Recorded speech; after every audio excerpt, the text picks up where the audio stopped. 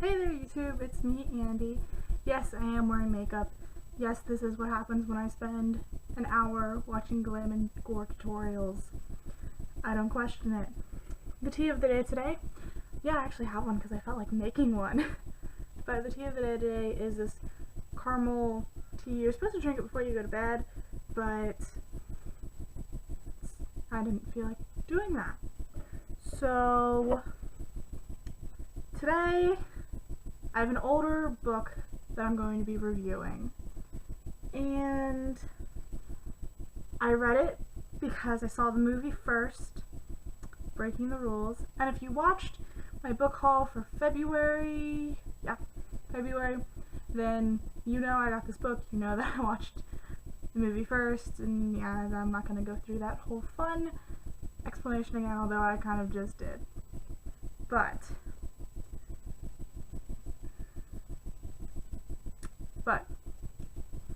the book is Blood and Chocolate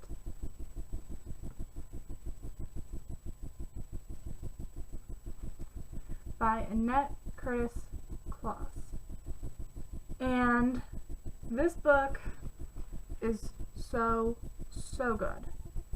I thought that I knew what I was getting into when I was reading it because I saw the movie first.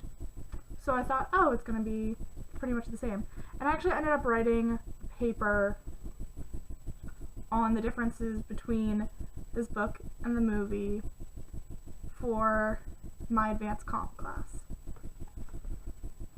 So first off, I think I gave it a 5 out of 5 stars on Goodreads because really, do I give anything else to a... Actually, yes, I do. But 5 out of 5. And I was incorrect when I thought I knew what was going on in this book. But it starts out with this girl named Vivian. In the book, she's 16 and she's a werewolf. And throughout the book, their pack is falling apart because there was a fire that was started and a lot of the pack died, so they had to move because they were being hunted by humans who found out who they were, and just this big thing that happened. And someone who died in the fire was the Alpha, who was Vivian's father. Now Vivian has to live with the fact of not having her father there. Her mom is falling apart from it, and just she's trying to be normal in a place where she can't be. Like, she has to go to high school, and the only people that she really knows are people who are from her pack, and she doesn't really interact with anyone from the high school. And she just kind of wants friends. So she ends up meeting this boy named Aiden, who her pack calls a meat boy because he's not a werewolf. He's not like them. And Vivian has to go through this big internal dilemma of, I love this boy who isn't like me, but I love him. And it's just this, it's huge. Thought I knew what was happening. I really didn't. Don't judge a book by its movie. If you see the movie first, if you read the book first, you can judge, essentially. But the writing of this book was so good. Like, I didn't want to put it down at all. I mean, I've been procrastinating making this video forever because I had special things coming up. If you watch my previous videos, you know I'm not getting into it because it has nothing to do with this video today. But for this book, it's now on one of my favorites list, and I love it because, no spoilers, but they're trying to rebuild their pack, and Vivian doesn't want to leave, so there's that.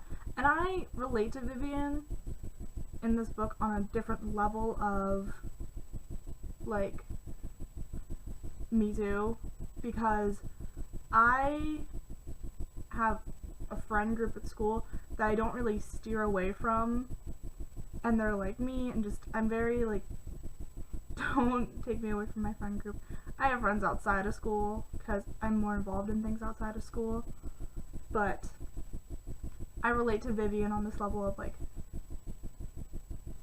mentalness, and I love it because I look for that whenever I read, and just it hit me so hard while I was reading this book. And I loved it. I love the feeling of just having a connection with a character and like internal dilemmas. Like my dad's still living, so I don't have that.